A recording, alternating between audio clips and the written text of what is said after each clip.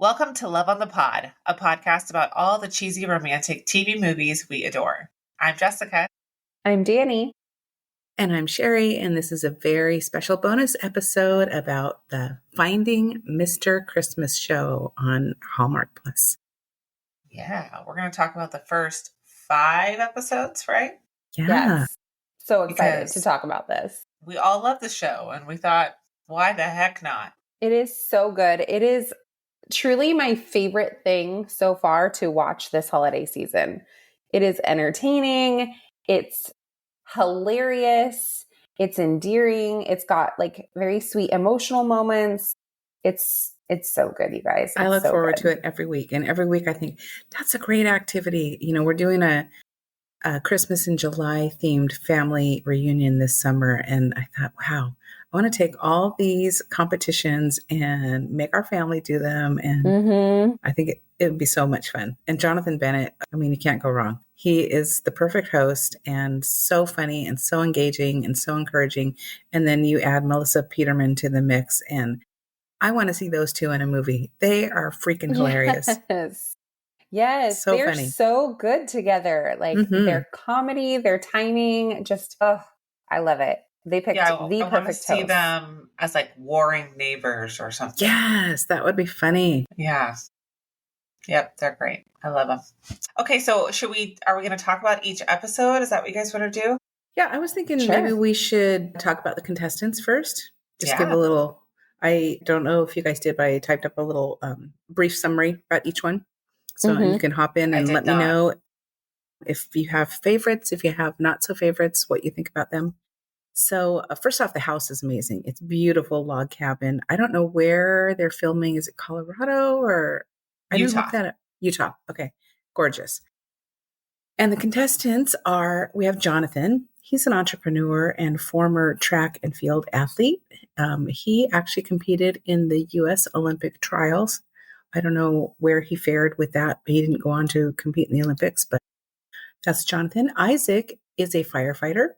He plays several instruments, including the guitar, piano, and cello, and he has 8 siblings. Right off the bat, Isaac was my favorite. Immediately, first Isaac episode, yeah, he was my immediate favorite. He just seemed like a family guy and just really down to earth. Yeah. Very sweet. No experience at all. Yeah. When it comes to acting, but gosh, what a sweetheart. I agree. Parker, we have, he's a model. He's married. He likes to participate in Ironman competitions. Off the bat, I wasn't sure. I was on the fence about Parker, but he does not come off as cocky. Even though he has model experience, he doesn't seem like he's all full of himself, which I really appreciated. Daxton, who I love, he's an actor. And they didn't actually, I don't think they mentioned this, but he has performed in over 1,000 performances of the Book of Mormon on Broadway and on a national tour. Yes, I saw that. Yeah. And I thought it was interesting that they didn't mention that on the show. At least they haven't so far, because that's a big deal. That's a huge deal. Well, because they made such a big deal about Elijah. Who I also love. Elijah was my other favorite. And my immediate favorites, episode 1, Isaac and Elijah. They were just my favorite. Yes. But yeah, Elijah was in Hamilton. For 5 years. Many, many years. Yeah. And which is amazing and great experience for a show like this. But I just thought it was interesting that they made such a big deal about that, but they didn't mention, Daxton also has a lot of, theater experience. Yeah, he does. Well, and I wonder if this show, obviously it's scripted to a point. It has to be so that they can keep things on track. But I wonder if it's less scripted, because when Elijah mentioned that he had been in Hamilton, Jonathan looked shocked. Like he looked like he had no clue. So I wonder if it was just like, well, it's up to you to mention that. And if you don't mention it, then we're not going to bring it up, So. Yeah, or you wonder Jonathan how much Bennett is a really good actor. Yeah, that's true. Well, that's true too. Yeah. But you wonder if they didn't give him like a thorough backstory on all the guys so that it would be more natural when he gets to know them as they go along. Maybe that was the deal. Yeah. Next, we have Blake. He's a former college football player turned sales manager. And I forgot to write down what college he went to, but somewhere in the South, or he grew up in the South because he's got that very strong Southern accent. Yeah, So he's from Beaumont, Texas. Yeah. Okay. And oh my gosh, love Blake. Of a cowboy. Obsessed. Yeah. He can do no wrong. Love that guy. Yep. He's got no acting experience, but he just rolls with it. And he just seems so genuine, like somebody you'd want to have as a friend. David is an aerospace engineer. Elijah is a self-proclaimed theater nerd. And as we mentioned, he spent 5 years touring with Hamilton. Ezra is a model and former Navy rescue diver. Ezra was not feeling it at the beginning. I didn't like him. I thought he was cocky and full. Yeah. And as we go along, we'll talk about it because my feelings have changed. But the very first episode, I was like, I don't like this guy. So it's funny how first impressions hit differently with different people. Mm-hmm. After Ezra, we have Hayden. He's a children's entertainer from Australia. He volunteers at a local animal shelter, helping dogs find new homes.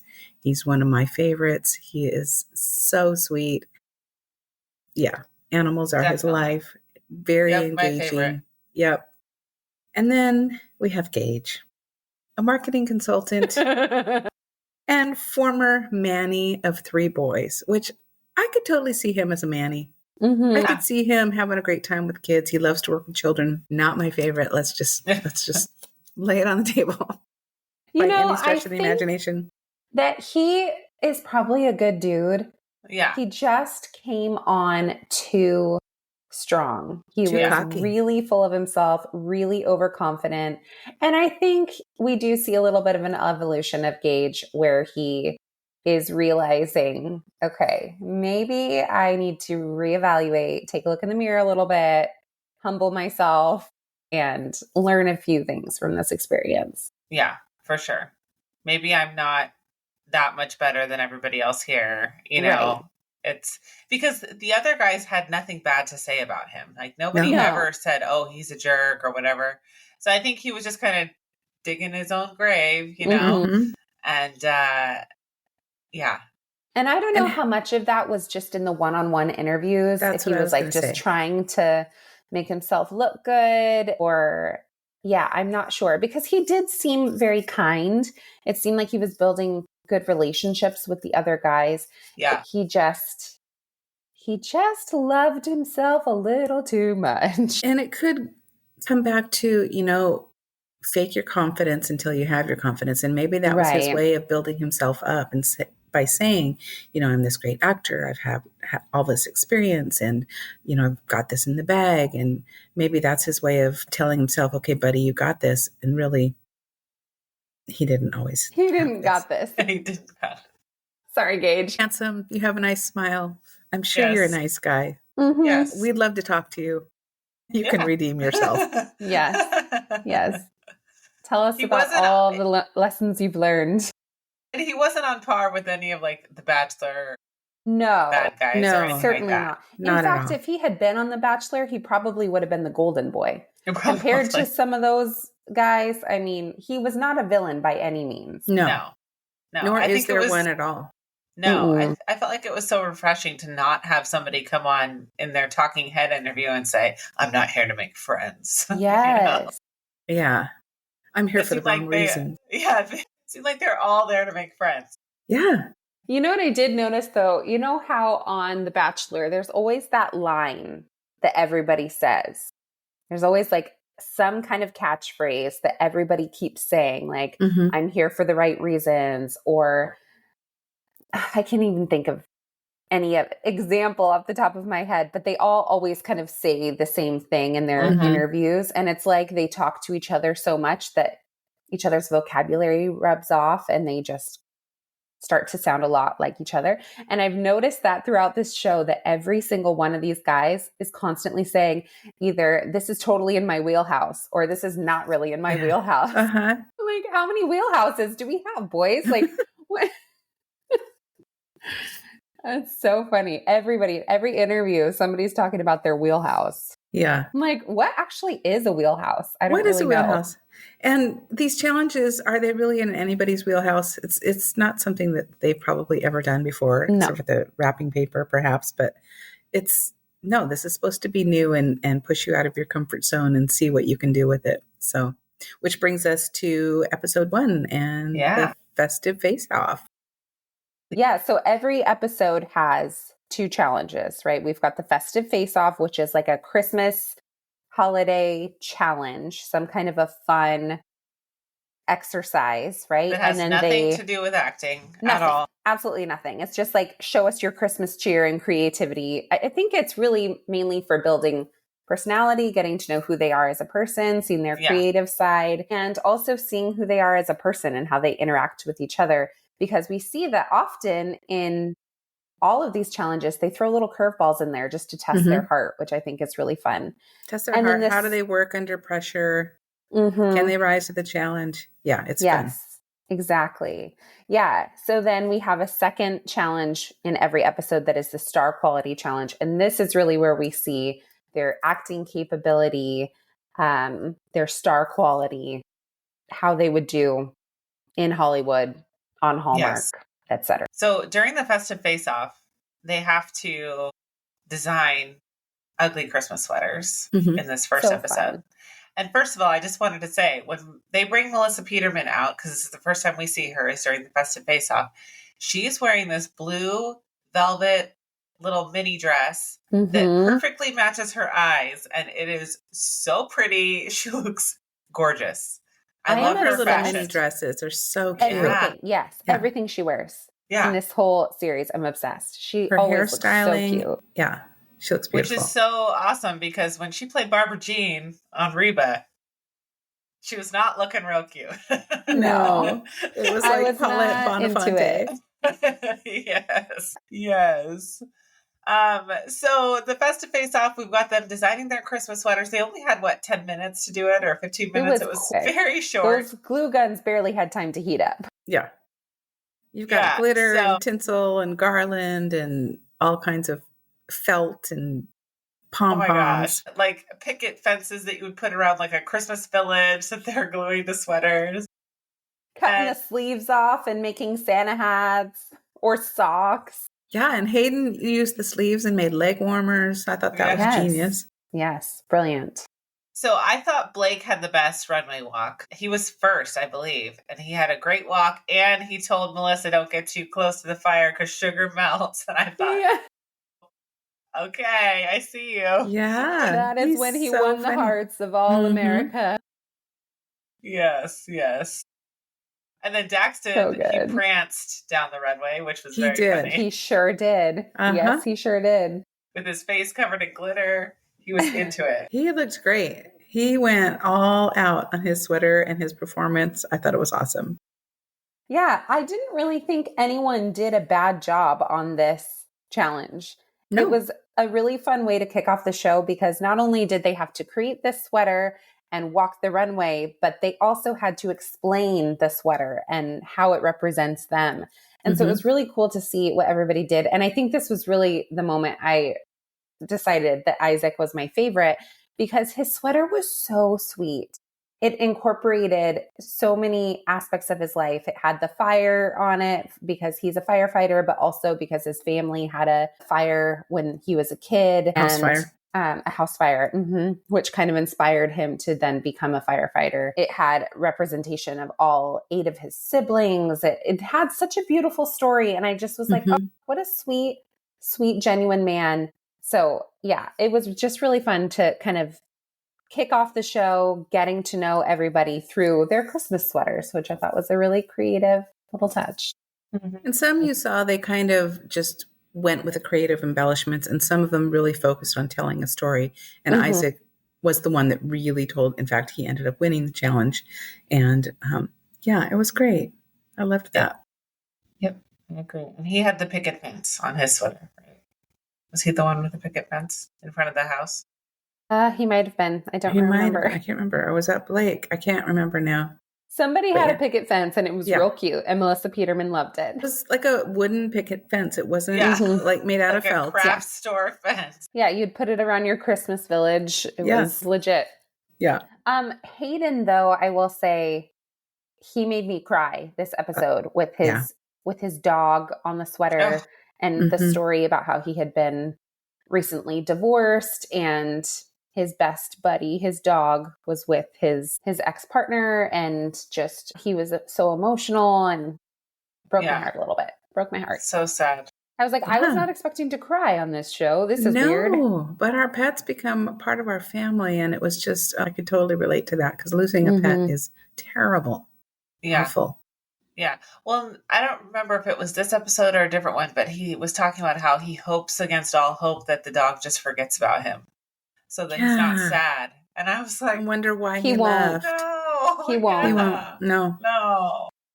No. And it makes you wonder, was it such a volatile breakup that they can't share custody, or he can't visit the dog, or do they live too far apart? I don't know. Well, I got the impression that she lives in Australia. Yeah. When he's here now. That he came States. here after their split. Because he has a very, very wonderful Australian accent. It's really nice to listen to. Yep. Yes. Yes. I would like to hear his American accent, because we know that they do often make people with accents put on an American accent on the Hallmark Channel. Thank you, Daniel Lissing. Yep. And I would love to hear it. Like Daniel Lissing, they're really good at it, and you have no idea. No idea. Yeah. And other times, you know right away. Or they don't make them put on an American accent, and you're like, this doesn't make sense to the storyline. Why does this person have an accent? I watched a movie last night where the guy was British. His kids weren't British. His parents weren't British. He had a very, very strong British accent. And I was just like, where is this? This did not come from a summer abroad. Like, what is this? That's not a Madonna situation. No. Well, so Isaac won the very first Festive Face-Off, and then we move on to the Star Quality Challenge, which is a wreath-making meet cute with Erin Cahill. So it's an acting challenge. We have Parker versus David, and Jonathan versus Ezra, Elijah versus Gage, Hayden versus Daxton, and Isaac versus Blake. What are your thoughts? So this was cool to see them in a scene together, but kind of battling it out because they're fighting for Erin's attention during the scene. And it was a really fun scene. It had a lot of comedy in it. And some of the guys really hit the nail on the head, and some of them really, really fell short. And this was a little bit sad and hard to watch. Yes. Because for many of them, this is their first time acting ever. And then on top of that, you put it on this reality show in front of Jonathan Bennett, in front of Melissa Peterman. I can't remember, were the other guys watching at this point? Because some of the challenge they do and some of them they don't. I don't think they were watching. They're in the studio-ish, but I don't think they were close enough to be maybe visible. Okay. Yeah. Yeah. So to be very first up, having not really acted, Parker and David, they did okay. You could tell they were nervous. They didn't really fully commit, especially Parker. But they did all right. Better than I would think I would do. Well, Jonathan and they're Ezra, acting opposite Erin. I always say her last name wrong. Somebody help me here. Cahill, yes. They're acting opposite Erin Cahill, and she is just a gem. She is so good. And has been in so many Hallmark movies. And so it's like, okay, we're throwing you in. Yeah. See how you do. No pressure. Yeah. Well, and then you have props to work with because they're supposed to be at this wreath making class. And so they have to figure out how to navigate the props, find their camera, hit their lines, engage with their co-star, which I'm sure they're a little bit starstruck at this point as well. So it's a lot right out of the gate. And so overall, I think most of them did a great job. Jonathan and Ezra, Jonathan was the clear winner. Ezra really kind of struggled.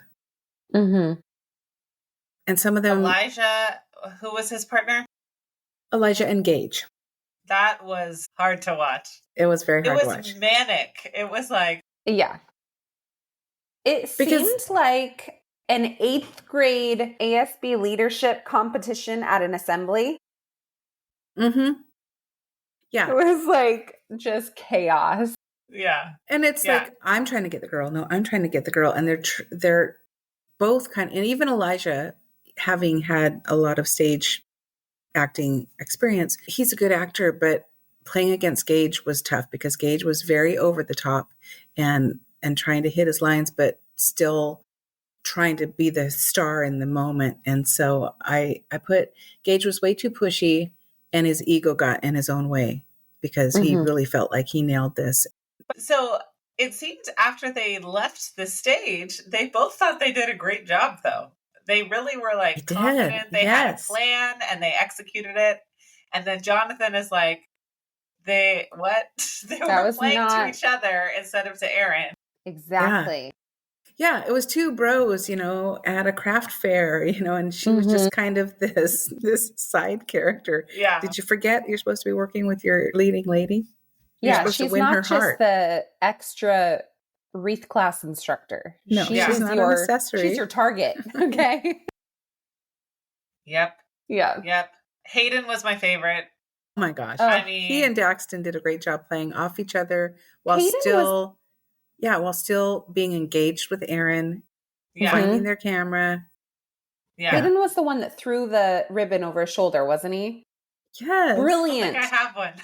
Absolutely brilliant. That was a great way. Tossed it over his shoulder and was like, I don't have any ribbon. Like, that was such a great comedic moment, such good timing, such a good way to use his props.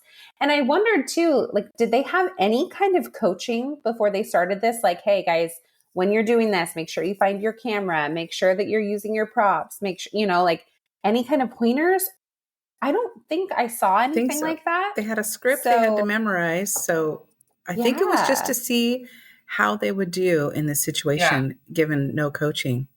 And when he, when they're supposed to be making this wreath and they're supposed to have this ribbon and he tosses it over his shoulder and he's like, I don't think I got one. That immediately brought the attention of Aaron to him. And so they had this little interaction, which was genius. Mm-hmm.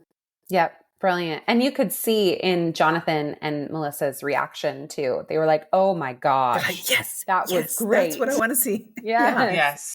Yeah. It was wonderful. He did so well. He was awesome. And then finally we had Isaac and Blake, and poor Isaac's nerves got the best of him. He really struggled and I was pulling for him. Yeah. Even when they were practicing, I was like, is he going to talk this slow during the actual shoot? It was so slow. It was like he was trying to be suave and like debonair, but instead it just seemed like, are you trying to remember your lines? What is happening right now? Yeah. It was so slow. And I just was like, no, Isaac, you're my favorite. Why are you blowing this right now? Yeah. I think he was totally overthinking it. And there's such a thing as a dramatic pause, but a well-placed dramatic pause, not after every 2 words. Every word. A dramatic pause, like, what does Joey Tribbiani call it? Smell the fart acting? Yes. And you look up. Yeah. And then you continue. You might nod your head. I think maybe he took some acting pointers from Joey Tribbiani. I think that's a strong possibility. Yeah. Oh, so sorry, Hayden, no surprise, won that challenge. Yes. Yeah. Yes. Yeah, it was great. And Blake did some great little moments of improv. I think probably because he forgot his lines, but he just rolled with it. He didn't hesitate, and there was no indication that I don't know what I'm supposed to say. He just made something up, which is great. Mm-hmm. Yep. Absolutely. Yeah. And so then sadly, somebody goes home. Yeah. They move on to the elimination, like the rose ceremony, but it's the elimination ceremony. They're all dressed very nicely. They have a snowy backdrop, and somebody has to go home. It looks like they're in an ice cave. It's like, where's Elsa? Yeah. It's really cool. Yeah. It is cool. I was a little bit disappointed that they didn't give something out. Like, will you accept this candy cane? I was missing those dramatics a little bit. Huh? But they do name, the winner of the challenge. And then they have the 2 low men come down and talk about what they could have done better. And then one of them goes home and one of them is safe. So we know that unfortunately in this very first episode, Isaac is sent home. Yes. And I suppose there is a little bit of dramatics that I did enjoy when you have to take your stocking down because you are going home for the holidays. holidays. So Yes. they have to go back to the house and take their stocking off the mantle. Very sad. Yep. And I was Yep. like, are you kidding me? My number one favorite pick goes home the first episode. Great, Danielle. You know how to pick them. Mm-hmm. Yeah, and Hayden was the winner of that challenge, obviously. But yeah, so then we move on to episode 2, Mr. December. Yes. And this festive face-off for this episode was wrapping presents, which Gage also was very confident in. And I have a little Gageism that I wrote down. My mom was a professional gift wrapper. I know the secrets. I know the ins and outs. Spoiler alert, he does not. He does not. He is so confident once again. And just because we talked about this before off air, just because your mom is a professional gift wrapper does not mean you're genetically predisposed to wrapping gifts. Your dad could be a brain surgeon and you could be a dumbass. Yeah. Did she teach you how? Did you go to work with her often? Yeah. Do you have any experience wrapping gifts at all? Because my 13-year-old son can do a better job wrapping than he did. Yeah, I could see if she didn't even wrap one of his gifts. No, she shared no trade secrets other than you're going to need some tape and some paper maybe, but that's about as far as it goes. Do a good job.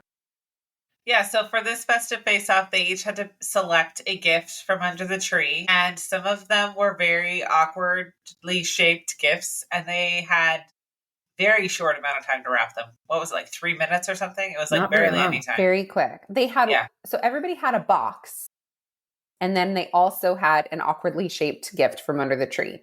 So like at the very least, they should have been able to wrap these very simple boxes easily, but these boys were struggling, let me tell you. Oh, yes, they were. They use gift bags at home, you can tell. Yeah, for sure. Or their mom wraps their presents for them, their wives. Well, and what I loved about Daxton is that he struggled with the actual wrapping of the gifts, but he just kept adding embellishments, you know. Mm-hmm. If you can't get your corners right, just add some more glitter, add another bow, add another bow, add another bow. It was very Melissa festive and very Peterman him. called it, she called it Mount Vesuvius bows. Yeah, and Parker, I was so disappointed because he chose the giant, like the huge Costco bear. Yes. And I was thinking, how is he going to do this? He's going to wrap it around his head, around his little arms, make him a little mummy situation. He just put a bow on him.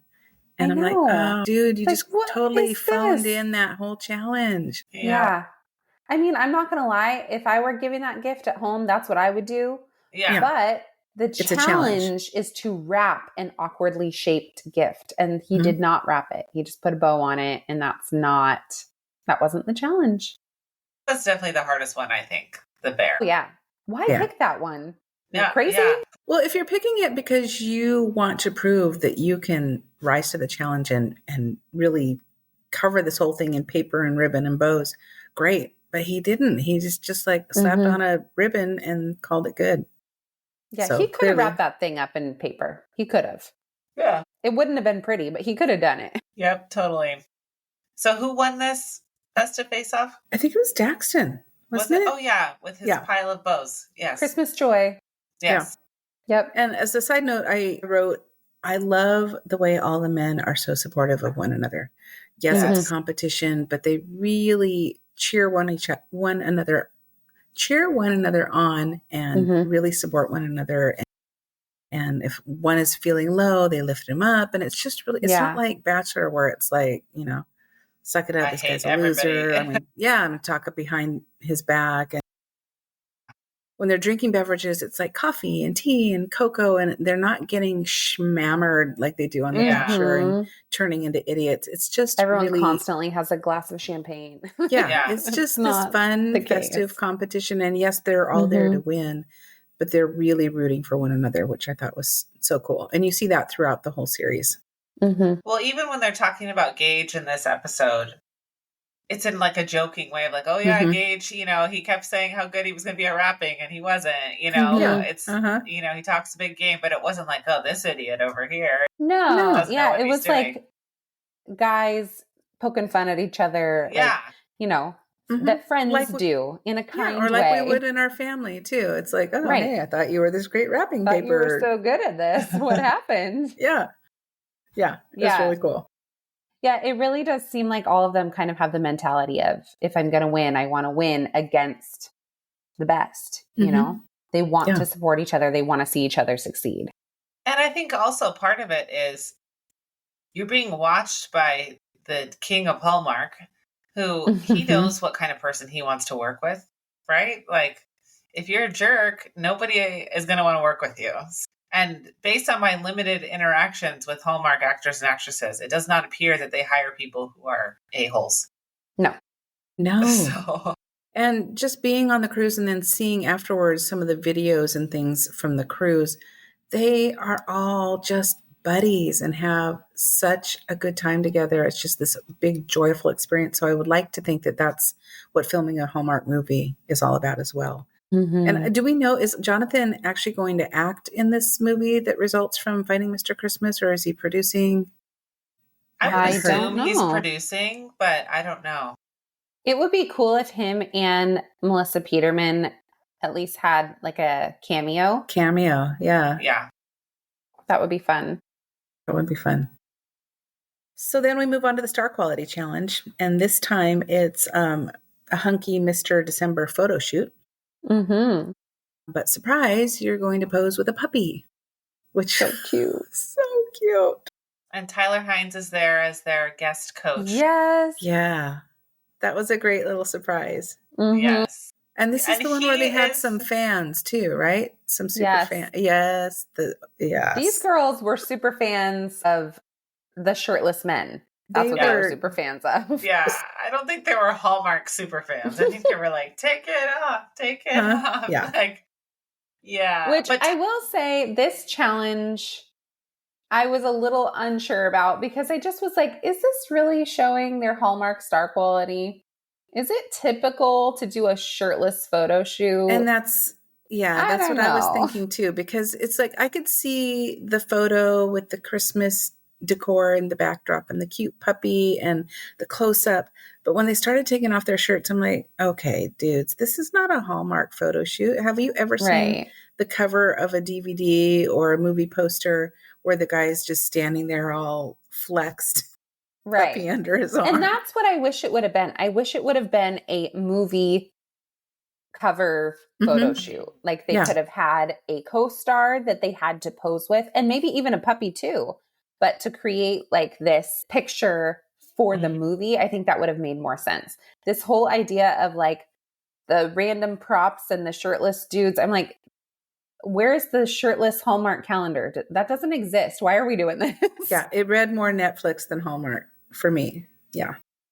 Well, you know, they have Tyler Hines as the coach. He is arguably the most popular Hallmark hunk. And I've never seen him with his shirt off, ever. No. I don't think we ever will. He doesn't need to. He kept saying, like, these guys all look better than me. But I also think that Blake was first, right? I think, for the photo shoot. He took his shirt off, and I think he started the ball rolling. Then everyone felt like they needed to do that. I would have loved to see somebody say, you know what, I'm not going to take my shirt off, and I'm going to do it differently, you know? Yes. This is more Hallmark brand. I'm going to leave my shirt on. But, oh my gosh, this episode, I cried. When Hayden got the puppy, and then they showed the little montage of his Archie. Yes. I was like, oh, what are you doing to me? This is supposed to be a funny show. Yeah. Oh my gosh. It was so sweet and so sad. You just felt so much for him. And Tyler's like, what's wrong? I don't understand what's happening. Because he didn't have the knowledge ahead of time. No. Yeah. But he was Melissa very comes sweet. in with a mom hug and so sweet. Yeah. Yep. So who was your favorite during this photo shoot? I liked Blake's kind of playful creativity where didn't he have a hobby horse too? And he jumped up in the air. And the robe and the cowboy hat. And holding the poor puppy's head's flopping all over the place. But I thought Daxton was great with the puppy, very authentic and fun, but he still found his camera and looked where he was supposed to look instead of being, because that's got to be hard, right? You don't know that a puppy's being thrown into the mix and all of a sudden it's like, oh my goodness. So the tendency is to get right in the puppy's face and forget that you're so hard to focus. You're even on camera. Yeah. No surprise, I thought Parker did a great job. He's got modeling experience. He knew how to pose. He knew where to look. And I thought he got some great photos. Elijah was too many props. What was happening? Too much theater kid. Theater kid going the turkey hat with the Christmas lights and the big old Santa glasses. Like, you can't even see his face anymore. He's covered up everything. He has this like magnificent hair that he covers with the turkey hat. Yeah. And then his whole face is practically covered by these giant jingle bell glasses. I just was like, this is not working. He lost sight of the challenge. Yeah. Like Santa had too many glasses of eggnog and kind of lost his marble. He said he wanted to be crazy, sexy, cool, but I think crazy was the only part that he nailed. There was no sexy. There was no. Which, again, that speaks to his theater kid background, but remember what the challenge is. Remember who your audience is and what you want the final product to look like. This would not make any movie poster on any planet. No. So actually, yesterday I was listening to a podcast interview with Meg Donnelly, who plays Addison in the Zombies movies. And she grew up in theater, and she was talking about how much you have to reel it in when you start doing movies, because you cannot be gigantic like you are when you're on a stage. You have to command an audience, you have to command the whole stage, but you have to really be smaller on camera, because unless you're on the Disney Channel, she said, because it doesn't work. That makes sense. It's, you think like, oh, they're a great actor on stage, that will translate to film, but it doesn't always translate. Right. Which was interesting. We saw in the first episode with Elijah where he seemed a little bit lost behind the camera without having that big stage. So yeah, it's interesting to see, because you can be a great actor on stage, but are you a great actor behind the camera? And then the same goes the other way around. You might be an excellent movie actor, but put you on a stage and it's like, you don't know how to play to the big room. Yeah, because on film, there are these small little intimate moments. It's not grand gestures for the whole audience to see all the way to the back. So that's got to be a tricky balance if you do both. And one thing during this challenge was that Ezra, I don't know a better way to say this, so I'm just going to say it. He really knew how to move his body. Like, he knew like where to position himself. He knew his angles. Whereas David did not. David. He was a guy sitting on a log. He should have kept his sweater. Like, if he had a turtleneck sweater on, that would have fixed a lot of what was happening. Yeah. He just didn't know what to do. You could tell he had no experience in front of the camera. And I felt terrible for him, because he's great and he's like a good looking dude. But this was not his challenge. No, it wasn't. And it could have been. He just needed to take a different approach instead of trying to follow what everybody else did. Yeah. Yep. And I think with the right direction, he totally could have nailed it, but he just didn't know. It's like, I love to be behind the camera. I love to take photos. You put me in front of the camera, I'm like, I don't know what to do. I don't know what to do. How do I stand? Where do I put my hand? Exactly. Yeah. And then there's Gage, who once again thought he nailed it, but he was too involved with the puppy. In every shot, he had his mouth open. He's supposed to be this great model, and he's just smiling this huge smile with his mouth open, which he has a very nice smile naturally, but he didn't look at the camera. He looked at the dog, and even after he saw his photos, he's like, I did this. I'm so great. No, sir. Delusional. Yeah. It was not good. It was not a good situation. I don't understand that. Is this a mistake that I'm in the bottom two? Like, no, it's not a mistake. No. We can't see your face. Do you need glasses? I think you need glasses. I will say that Daxton, I think, just hit a home run with this challenge. He was just by far the clear winner of this challenge. He did an awesome job. Yeah. Yeah, he was great. Didn't win this challenge, right? No, it was Parker. No, Parker won. You're Daxton right. was in the top.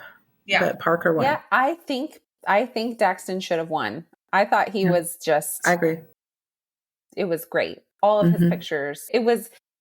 He somehow turned a shirtless photo into like something wholesome. I don't know how he did that. He just looked very sweet and charming, and it didn't feel like steamy. It just felt very sweet, and like he seems like someone I would really like to be around, you know? Yeah. Like I was just running around the farm with my puppy, and I took my shirt off because it was hot, not because I'm feeling all sweaty and manly. It's just... It was just really sweet. And I thought he really exuded the whole idea of a Hallmark leading man. It was just very, very genuine, very sweet, silly, cute photos. And yeah, I think he should have won. Yes, Parker did a good job, but he's a model. Like, they were model photos, and I just don't really care. Yeah. We expected him to do a good job and nail it. And I agree. Yeah, they were model photos. Really, did they really capture the essence of Hallmark? No. Maybe not. I think Daxton did a much better job capturing what it is to be Hallmark leading man. Yep, I agree. Yeah. And, let's be honest about the cover photos for movies. They're not usually always terrible. Great. They're a prom photo. Yeah, take Hot Frosty, for example. Yes. Well, that was Netflix, but... yes, that's true. It's absolutely a prom photo with a sickly snowman and a woman that looks like she's trying to signal for help. He took his mom to prom, yeah. It was not... I can't say enough bad things about that movie. Oh my gosh. People love it. People love that movie, and I did not. They've all been tricked. It's not good. I had to it's force not a myself good movie. to finish it. I didn't even finish it. I fell asleep, and I was like, I'm not watching the rest of that.